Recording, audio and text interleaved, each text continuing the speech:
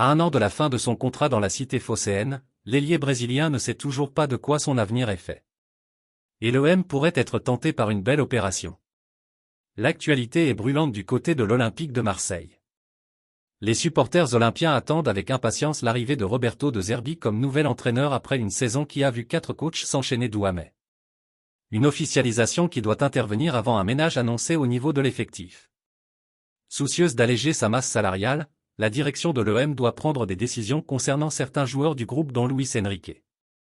Le virevoltant ailier brésilien de 22 ans s'est vu attribuer une deuxième chance après un prêt à Botafogo pendant 1 an et demi après un premier passage en demi-teinte à son arrivée en 2020. En fin de contrat en juin 2025, des questions sur son avenir vont forcément émerger dans les prochains jours, et une vente est de plus en plus probable au regard des difficultés financières de l'OM.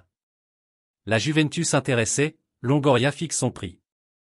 Revenu au mois de janvier 2024 alors qu'il était prêté avec option d'achat obligatoire dans le club de son pays natal, Luis Enrique a profité de la CAN cet hiver puis de la méforme de certains joueurs pour avoir un rôle important dans la seconde partie de saison marseillaise mais n'a pas été suffisamment décisif pour s'imposer comme un titulaire en puissance.